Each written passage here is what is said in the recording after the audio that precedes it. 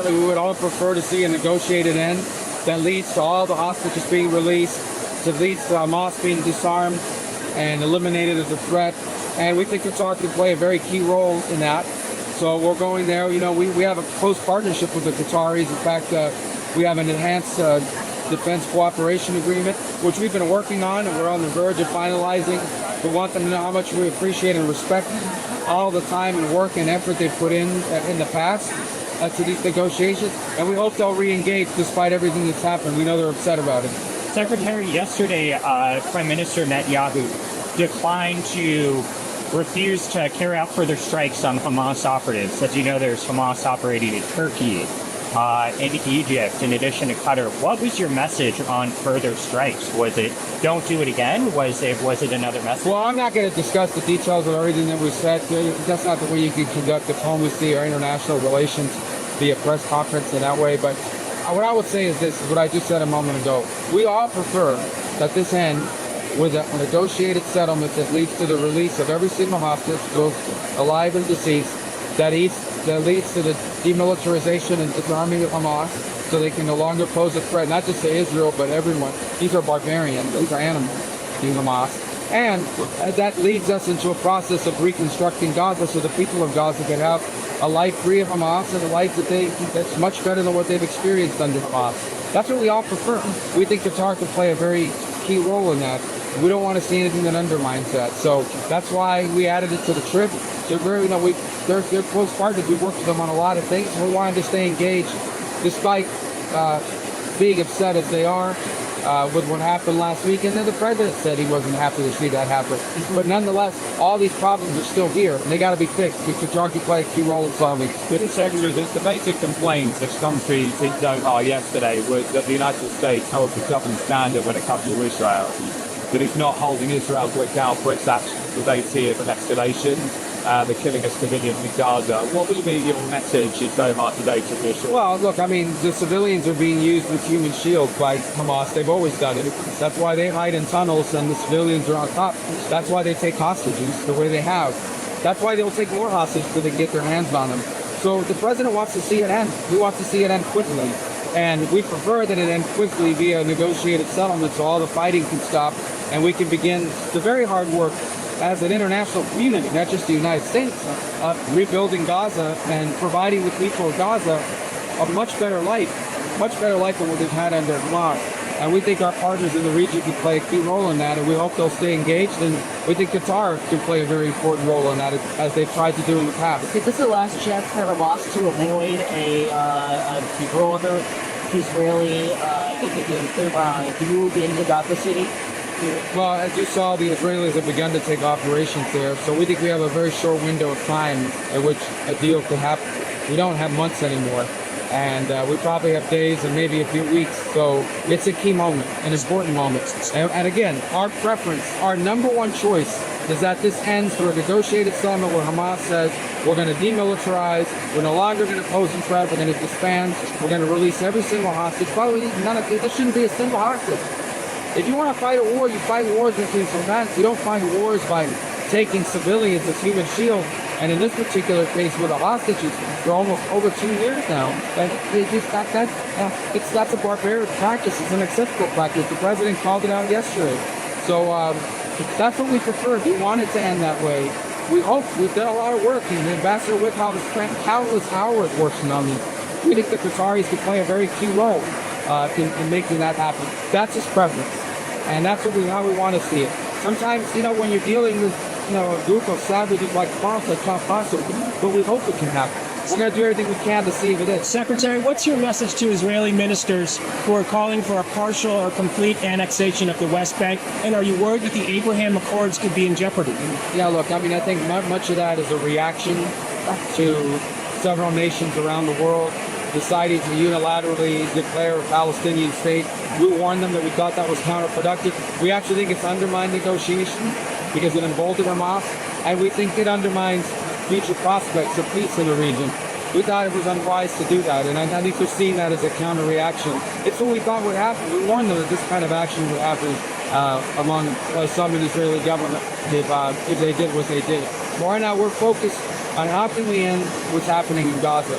How can we end Hamas? How can we get the hostages free? And how can we create a framework so that the people of Gaza can have a much better life than they've ever had up in the world? That's what the president wants, and that's what we're going to continue to work on. Mr. Secretary, you said yesterday that you were looking at the social media of mourners, maybe speaking about Charlie Kirk.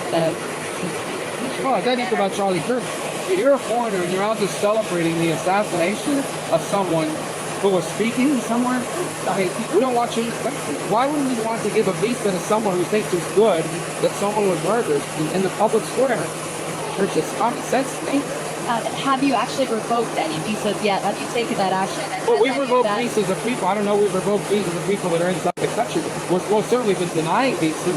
I mean, think about it. I want everybody to think about this for a moment. Okay? You're out there celebrating the assassination in cold blood of someone. Then you want to come in. Why would we want anything like that in our country as a tourist, as anything? We don't want to live here. But have you gone asking explicitly with the recommendations that have been given to the Deputy Secretary Landau on social media, pointing to the individual? Well, yeah, we got to go a process on all these, you know, and but I'm sure there'll be something to revoke. There's no shortage of idiots around the world that decided it's a great idea to murder someone. It's sure want people like that in our country. By the way, it's bad that we have people that are U.S. citizens that feel that way. We can't revoke. They don't need a visa. They don't have a visa. But you're a foreigner. Why would we want to allow it to the United States, someone who's in favor of murder? We don't want pro-murder people in America. Secretary Rubio, on Colombia, just briefly, you said Colombia decertification. Yeah. Do you see any path back for Colombia to revoke that decertification? Yeah, look, our problem, Colombia's been a great partner historically. Unfortunately, they have a president now that, in addition to being erratic, has not been a very good partner when it comes to taking out drug cartels. So they just don't meet the standard under his leadership. I think we have willing partners. If it was up to the military, the police, we've been working with them for decades. It's a great, good news story. But they have bad leadership right now, especially on this issue of drugs. But they can change. They can be more cooperative. They can beat the criteria and get back on the list of certification. Secretary Rubio, next week is the United Nations General Assembly with the high evenings. Is there going to be any extra scrutiny of the foreign diplomats who come on visas to attend that? There's already the Palestinian authorities. I wonder if there are specific countries that they face extra scrutiny. I mean, we're not going to let people into our country that are pro-terror.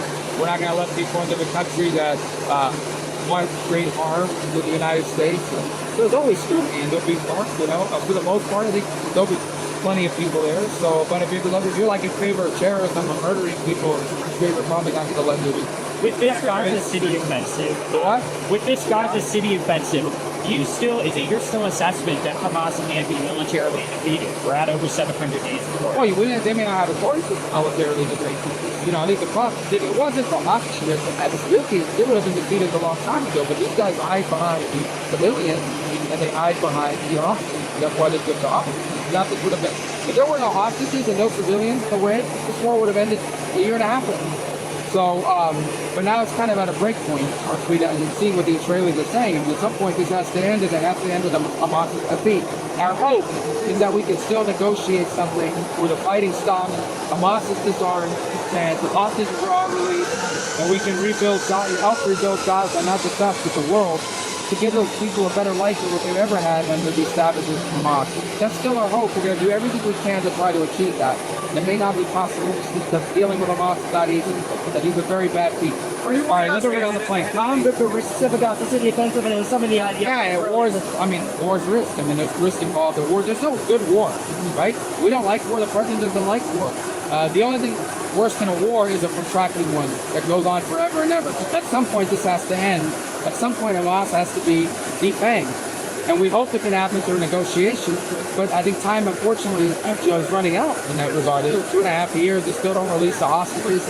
At some point, Israel, it's their war. They're going to get to decide how they want to proceed because they're the ones that were attacked on October 7th. But again, I want to reiterate, if there is a way to negotiate an end to this that leads to the release of the hostages and the elimination of Hamas as a threat, we're for that. That's what we want to see happen. We're going to continue to do everything we can until there's nothing left to do, but we hope we can achieve something. But it's going to be hard, it's not going to be easy. It's actually having the negotiations with some of the Hamas officials in Qatar to discuss that the cargo that the president has given, they were attacked by Israel. So who is it that Hamas who you're actually trying to kill? Well, I mean, whoever has the authority to release the hostages.